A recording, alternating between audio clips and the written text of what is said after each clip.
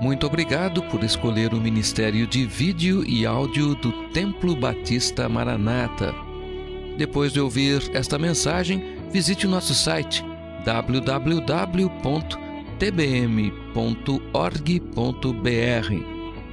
A nossa igreja oferece discipulado cristão, instituto bíblico e muitas oportunidades para o seu crescimento espiritual. Que Deus o abençoe. Maranata, ora vem, Senhor Jesus.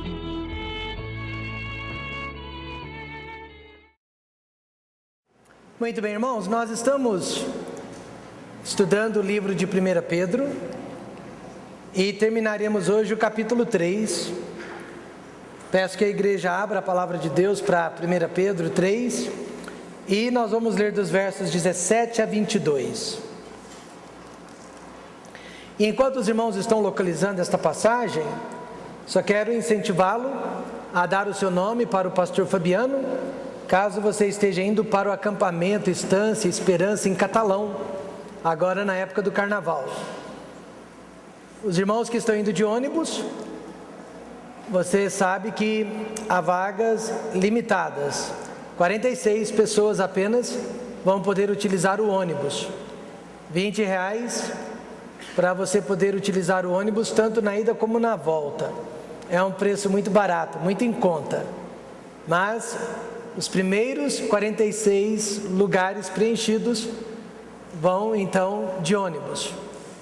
Fale com o pastor Fabiano também. E mesmo no acampamento as vagas são limitadas, 160 pessoas ao máximo. Então, se você quer ir para o acampamento, precisa confirmar com o pastor Fabiano. É bom ver o Pedro, a Thaline aqui conosco, bem-vindos.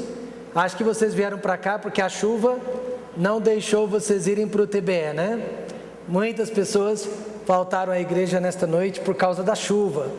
Mas eu parabenizo você, que apesar da chuva veio à igreja, e o Pedro e a Thaline, que mesmo por causa da chuva, não foram para a igreja deles, mas vieram para a nossa. Amém, irmãos? Mas não ficaram em casa.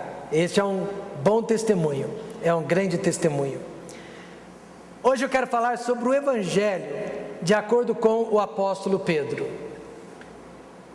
Quando eu pergunto o significado da palavra Evangelho, incrível, eu recebo muitas respostas variadas e diferentes umas das outras.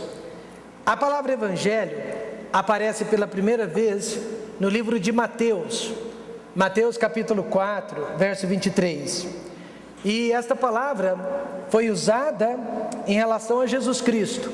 Aliás, o único evangelho verdadeiro que existe é o de Jesus Cristo. E significa, literalmente, a entrega de boas notícias, ou a entrega de boas novas. Durante todo o Velho Testamento, a lei de Moisés julgou, condenou e escravizou as pessoas debaixo da culpa, pois ela dizia: não farás isso, não farás aquilo, mas as pessoas acabavam fazendo, e perante a lei não havia esperança. Por isso as pessoas eram escravizadas debaixo da culpa. Mas de repente aparece uma nova mensagem propondo libertação, misericórdia e graça da parte de Deus. Então você já sabe que o Evangelho de Cristo é um contraste da lei de Moisés. Só que você precisaria ter vivido no Velho Testamento para entender agora por que o Evangelho é tão maravilhoso assim. Primeira ilustração: no Velho Testamento, o filho de uma judia, esposa de um egípcio, mas que habitava com os judeus, na hora da discussão, na hora da raiva, blasfemou o nome de Jeová, blasfemou o nome do Deus de Israel. E as pessoas que ouviram aquele menino blasfemando o nome de Jeová, tiveram que colocar a mão na cabeça dele e depois apedrejá-lo até a morte, porque esta era a lei de Moisés, e eles tinham que satisfazer a justiça de Deus. Segunda ilustração, no Velho Testamento, um homem chamado Acã roubou alguns utensílios da cidade de Jericó.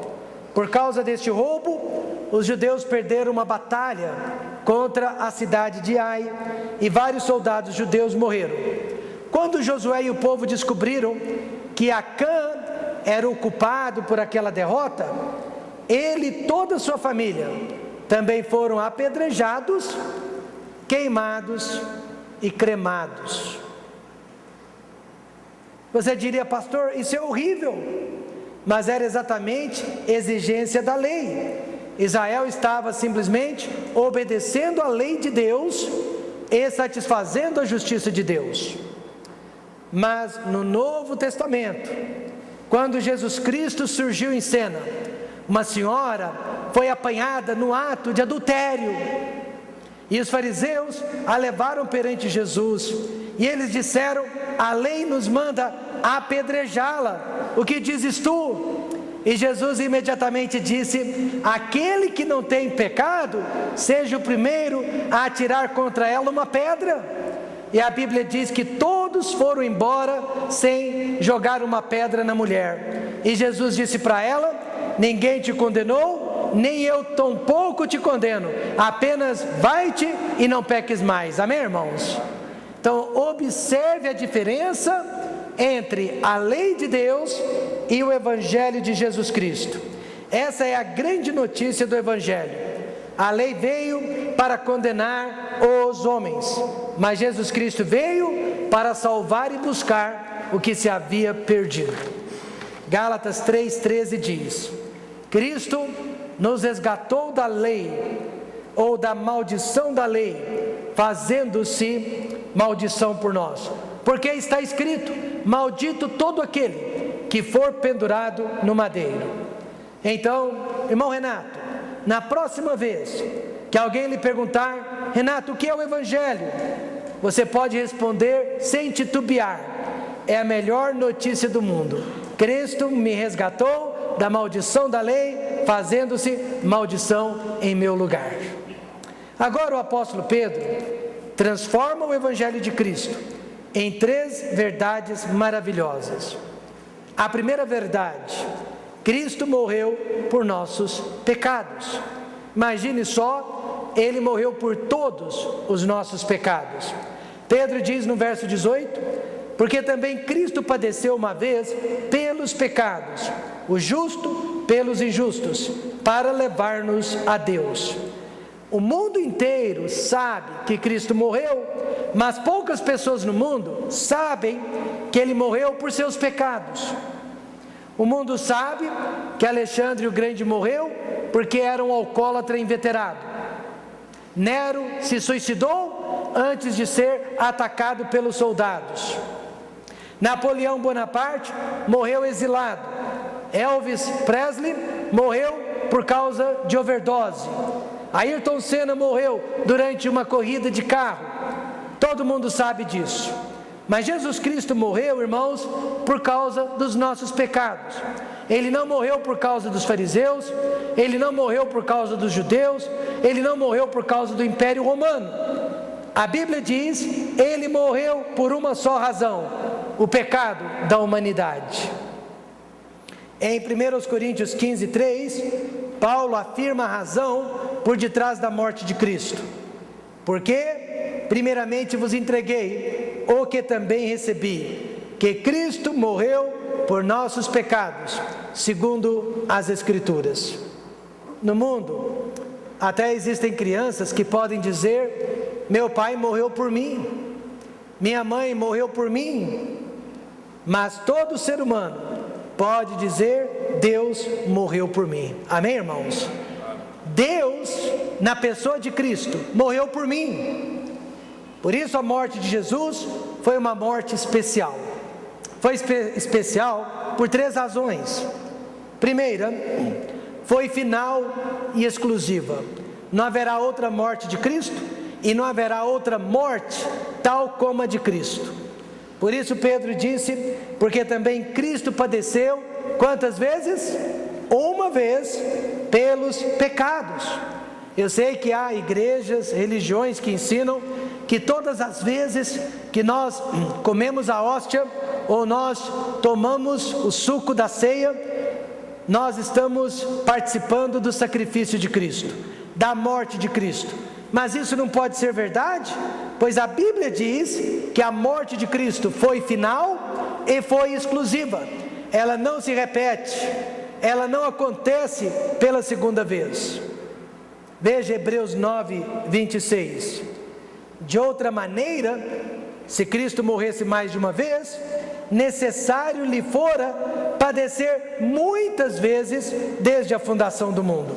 Mas agora, na consumação dos séculos, uma vez, se manifestou para aniquilar o pecado pelo sacrifício de si mesmo. Meus amados irmãos, bastou uma vez, uma única vez, e ele aniquilou o pecado de toda a humanidade. Todos os fundadores de religião morreram. Buda morreu, Maomé morreu, Confúcio morreu, todos os papas da história morreram. Mas só Jesus Cristo morreu pelo pecado da humanidade. Por isso, Ele é o caminho, a verdade e a vida. Ninguém pode vir a Deus senão por Jesus. Em segundo lugar, a morte de Jesus também foi sacrificial e vicária. Ele morreu pelos pecados e pelos injustos. Ele não morreu só pelo que eu faço de errado, mas Ele morreu por mim mesmo, como pessoa. Este verso mostra que primeiro Ele sofreu, para depois pagar pelos nossos pecados. Por isso eu digo, Ele é suficiente e Ele é o único Salvador que existe. Agora, há vários tipos de Jesus que estão sendo pregados pelas igrejas lá fora. Já ouviu falar do Jesus Espírito Perfeito? Ele não é Deus, mas é um Espírito que alcançou a perfeição? Há uma religião que ensina isso. Já ouviu falar do Jesus Anjo? Ele não é Deus, mas ele é um anjo que foi criado por Deus. Já ouviu falar do Jesus Curandeiro? Ele liberta, ele prospera, ele cura. Já ouviu falar do Jesus Exorcista? Vive para expulsar demônio das pessoas. E o Jesus Loteria Esportiva? O Jesus Mega Sena? Mas irmãos, o único Jesus que existe é o Jesus Salvador que morreu em nosso lugar. E isso é muito importante, porque se Ele pagou pelos meus pecados, e se Ele morreu em meu lugar, significa que Deus não pode cobrar mais o pecado de mim, não na eternidade. Durante a guerra entre a França e a Inglaterra, a França precisava tanto de soldados, que fazia sorteios, todas as vezes que precisava de soldados. E se o nome de alguém caísse no sorteio, aquela pessoa tinha que ir para a linha de batalha. Certa vez um homem foi sorteado, e quando o governo chamou, ele disse: eu não posso ir, porque eu já fui e já morri. Na hora o governo pensou que aquele homem era louco, mas foram verificar nos documentos, e realmente aquele homem já havia ido, e já havia morrido. O que aconteceu é que um amigo seu do peito, um amigo que o amava muito, escolheu ir em seu lugar, o representando, e realmente aquele amigo foi morto no campo de batalha, mas representando aquele homem. Então, quando Napoleão Bonaparte julgou aquele caso, realmente ele liberou aquele homem, porque ele disse: para nós, para a lei, você realmente já morreu, já serviu ao seu país. E assim também, o pecado não tem mais nenhum poder legal sobre nós, pois os nossos pecados já foram condenados na pessoa de Jesus Cristo. Satanás agora jamais pode nos possuir, pois já fomos lavados no sangue de Cristo. Amém. A morte de Jesus foi final e exclusiva, foi sacrificial e vicária. E em terceiro lugar, foi reconciliadora, para levar-nos a Deus. O que nos leva a Deus? Muitos diriam e estão dizendo: Maria, mãe de Jesus, batismo, igreja, campanhas, religião. Mas a Bíblia diz que a morte de Cristo é o que nos leva a Deus. Certa mãe criou sozinha 3 filhos. Os filhos cresceram e se dividiram por causa de brigas e outras contendas. Enquanto a mãe vivia, eles eram separados, não se conversavam, mas no velório da mãe, quando ela morreu, no velório da mãe, eles estavam tão quebrantados que a morte daquela mãe fez com que eles se unissem. E assim também, irmãos, eu e você estávamos separados de Deus. O pecado nos separa de Deus, mas foi Jesus Cristo morrer, dar o sangue por nós. Ele trouxe paz entre nós e Deus, reconciliação. Mas o que é reconciliação? Vamos supor que a irmã Idalina estivesse devendo R$100 para a irmã Thalita, mas não paga. E por causa disso, as duas estão separadas. Mas a irmã Lamárcia, sabendo disso, deseja reconciliar aquelas duas. E ela paga os R$100 para a irmã Idalina. E depois a leva para a irmã Thalita, para que as duas possam novamente ter amizade, ter comunhão. Foi exatamente isso que Jesus fez por nós. Sabendo que o pecado nos separava de Deus, sabendo que Deus jamais poderia comungar com o pecado, sabendo que Deus jamais poderia fazer vista grossa ao pecado, sabendo que Deus jamais poderia aceitar o pecado, Jesus Cristo tomou o pecado sobre si, pagou pelos nossos pecados, sofreu, morreu, ressuscitou. Agora Ele tem poder, capacidade para nos levar de volta a Deus, de volta ao jardim do Éden, amém, irmãos? De volta à comunhão com Deus, que havia sido quebrada por causa do pecado. Por isso, a Bíblia diz que Ele é o caminho, a verdade e a vida, e ninguém pode vir a Deus senão por Ele. Por isso, 1 Timóteo 2,5 diz: porque há um só Deus e um só mediador entre Deus e os homens, Jesus Cristo, homem. Por isso, Atos 4,12 diz: e em nenhum outro há salvação, porque também debaixo do céu nenhum outro nome é dado entre os homens pelo qual devamos ser salvos. A primeira grande verdade sobre o Evangelho é esta: Jesus Cristo morreu por nossos pecados. Eu sei que existem outros evangelhos falsos, porque este é o único verdadeiro. A segunda verdade maravilhosa que Pedro apresenta: Cristo ressuscitou dentre os mortos. Também o verso 18 diz: mortificado, na verdade, na carne, mas vivificado pelo Espírito. Ele morreu, mas ele foi ressuscitado pelo Espírito Santo. O que faz Jesus Cristo exclusivo, diferente de qualquer outro Deus, santo ou fundador de religião? Alguém diria os milagres. Claro que não. Os apóstolos, que nunca ressuscitaram, eles repetiram os mesmos milagres de Jesus. Então foi a sua pregação? Também não. Buda, Maomé pregaram mensagens muito boas. Sabe qual é a grande diferença entre Jesus Cristo e todos os demais fundadores de religião? Ressurreição do seu corpo. Ele é o único Deus da história que morreu por seus seguidores, mas ressuscitou ao terceiro dia. Satanás repete os milagres de Jesus, repete a pregação de Deus, mas ele não tem poder sobre a vida. Só Jesus tem esse poder. Por isso, a ressurreição de Cristo é um milagre exclusivo. Você já ouviu testemunho em certas igrejas de que pessoas estavam mortas há 4 dias na geladeira dos IMLs, e depois do 4º dia elas ressuscitaram? Esse tipo de história é uma ofensa à palavra de Deus, e me desculpe, uma ofensa também à inteligência humana.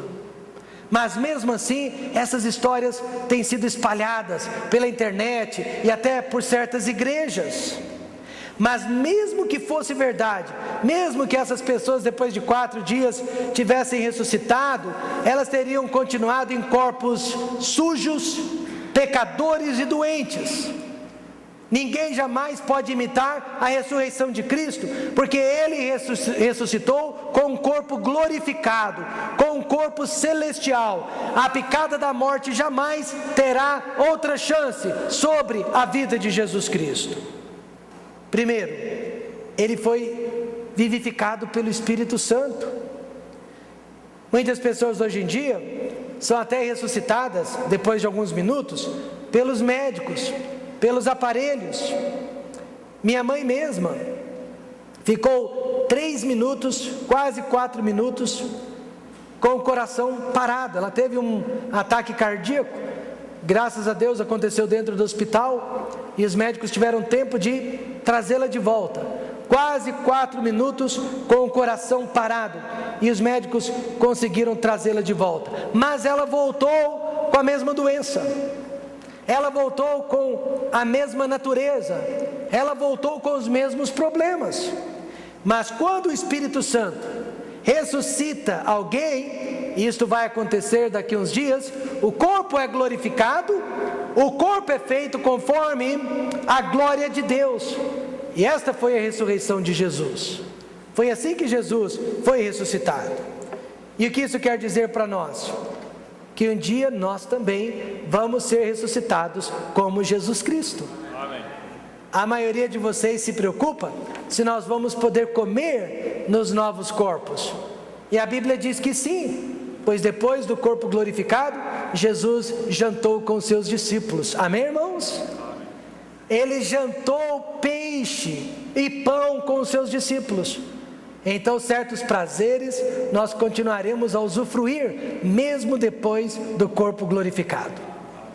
Romanos 8:11 diz: e se o Espírito daquele que dentre os mortos ressuscitou a Jesus habita em vós, espere aí, quantos têm certeza que o Espírito Santo habita em você? Diga amém. Amém. Então você pode ter certeza que este Espírito, que este Espírito que habita em vós, que dentre os mortos ressuscitou a Cristo, também vivificará os vossos corpos mortais, pelo seu Espírito que em vós habita. Todos nós aqui nesta noite podemos ter certeza da ressurreição. Amém. Mas para isso o Espírito tem que habitar em nós. Segundo, Ele não só foi ressuscitado, mas Ele desceu até ao Hades. E a palavra Hades aqui significa inferno. Você sabia que durante aqueles 3 dias que Jesus aguardou no túmulo, Ele desceu ao inferno? E durante aquele período, Ele pregou o Evangelho, o mesmo Evangelho que estou pregando aqui nesta noite. Ele pregou para os espíritos que estavam em prisão. Veja o que Pedro diz, irmãos, nos versos 19 e 20: no qual também foi e pregou aos espíritos em prisão. Quem são essas pessoas? Os perdidos, que estão hoje no inferno, os quais, noutro tempo, foram rebeldes, quando a longanimidade de Deus esperava nos dias de Noé, enquanto se preparava a arca, na qual poucas, isto é, 8 almas, se salvaram pela água. São aquelas pessoas do dilúvio que morreram sem salvação. Elas foram para este lugar chamado inferno. E por causa do verso 20, muitos estudiosos acreditam, e eu acredito, que Jesus desceu até ao inferno, enquanto aguardava a ressurreição do seu corpo. Você já não teve curiosidade e perguntou, o que será que Jesus fez durante aqueles 3 dias? Será que o Espírito dele ficou ali junto ao corpo, no túmulo? Claro que não. Assim que Jesus morreu na cruz, o Espírito separou-se do corpo, e ele foi pregar para os presos, para os espíritos em prisão. Certa vez um pregador me disse: Rômulo, o Evangelho de Cristo é tão importante, mas tão importante, que Jesus foi pregá-lo até para os presos no inferno. E é verdade. Mas por que Jesus pregaria o Evangelho num lugar e para as pessoas para as quais não havia mais esperança, não havia mais perdão, não havia mais chance alguma? Por que Jesus pregaria o Evangelho para quem não poderia aceitá-lo?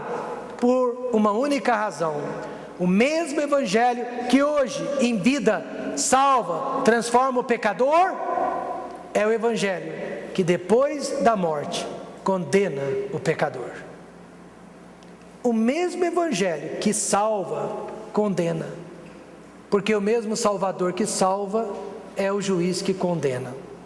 Então era necessário que aquelas pessoas soubessem a razão porque estavam no inferno. Era necessário que soubessem porque foram enviadas para aquele lugar, porque foram rebeldes. Arquimedes, quantos se lembram quem foi Arquimedes? Arquimedes foi, de acordo com a história, o maior matemático da antiguidade. E ele estava certo dia tentando resolver um problema de matemática. E enquanto isso, a sua cidade, chamada Siracusa, foi invadida pelo exército de Roma.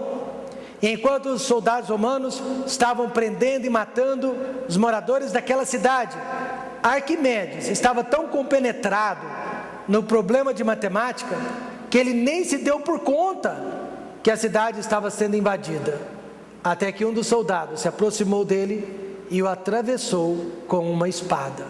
Ele morreu ali, assentado, tentando resolver um problema de matemática. Muitos homens se parecem com Arquimedes, estão indiferentes, mesmo dentro da igreja, não estão ouvindo e prestando atenção aos ensinamentos de Deus. Eles não estão se importando com o que está acontecendo ao seu redor, até que seja tarde demais para fazer qualquer decisão. Jesus foi vivificado pelo Espírito, Jesus desceu até o Hades, e em terceiro lugar, Ele agora purifica a nossa consciência. Verso 21 diz que também, como uma verdadeira figura, símbolo, agora vos salva o batismo, não do despojamento da imundícia da carne, mas da indagação de uma boa consciência para com Deus, pela ressurreição de Jesus Cristo. Veja, esse versículo deixa bem claro que o batismo nas águas, como conhecemos, não pode purificar a nossa consciência, mas a nossa consciência é purificada pela ressurreição de Jesus. Por isso Romanos 10:9 diz: a saber, se com a tua boca confessares ao Senhor Jesus e em teu coração creres que Deus o ressuscitou dentre os mortos, serás salvo. Ressuscitando Jesus, Deus estava dizendo para nós: Ele é o caminho, a verdade e a vida. Que evangelho maravilhoso, amém, irmãos? Primeiro, Cristo morreu por nossos pecados e Cristo ressuscitou dentre os mortos. E em terceiro e último lugar, Cristo reina do seu trono.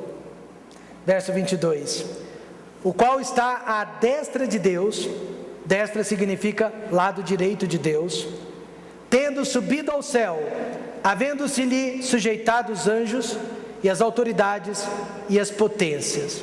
Irmãos, eu quero que você veja agora três marcas, três características do reino de Jesus. Primeiro, o reino é celestial, o reino é espiritual, o reino não é deste mundo.